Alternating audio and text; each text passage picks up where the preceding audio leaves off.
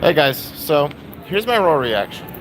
I wake up yesterday and I get the news that the ICC issued arrest or is applying to issue arrest warrants for Netanyahu and the Hamas leaders.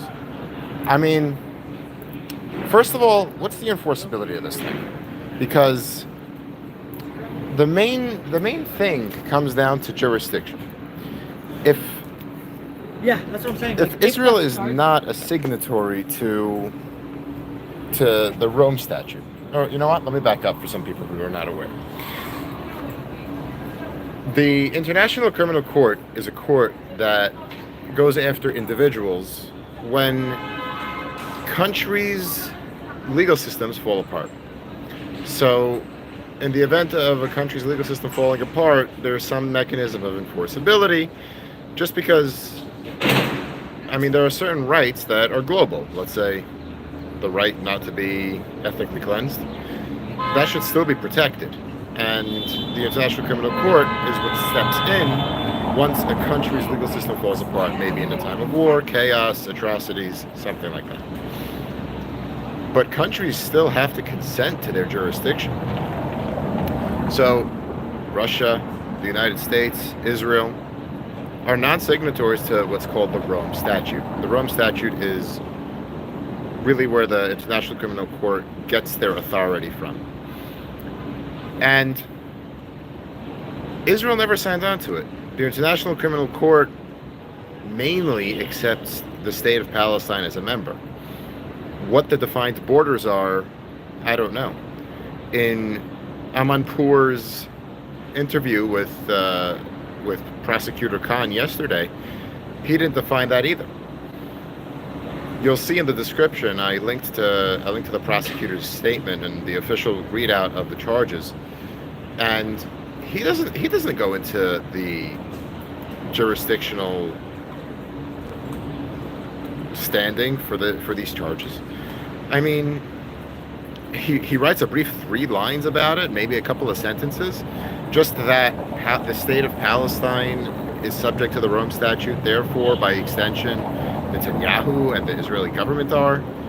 I mean, it's just none of his business. Israel has a fantastic, balanced, and impartial judicial system. He mentions in the interview that if Israel wants to take this up in their legal system, they can. But, I mean, it's still none of his business. So then what? If he goes ahead and pursues these warrants, does that mean that I think there's something there. he's twisting the arm of the Israeli judicial system to go ahead and prosecute as the prosecutor of the ICC sees fit? No. He does not work for Israel. Israel has elected representatives through a fair, Western, and democratic system. I mean, that's my personal reaction to it. Again, this comes from me informing myself from a variety of points of view. I read Professor Dershowitz's legal analysis. I've seen the content he put out in that regard, and I also read into, let's say, breaking points. I mean, those people were very happy that this is happening. So were the Young Turks. I didn't link to them below, but you can see their reaction. Frankly, you can imagine their reaction. But mine, just like I said, no jurisdiction.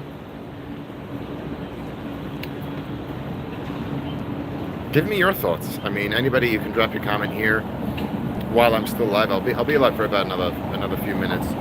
But I mean, I'm a working man, so I didn't have time to sit down and make this a formal talking head video with a bunch of graphics and video cutouts. But that's my initial reaction. As usual, I'm more than happy to engage in respectful dialogue. Disrespectful dialogue, I don't know. Maybe I'll get witty with you. But yeah, please drop your comments below. Let me know what you think about this jurisdictional matter. And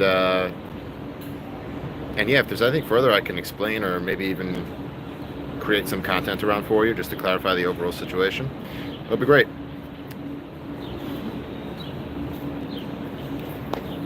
Closing this out, guys. See you soon.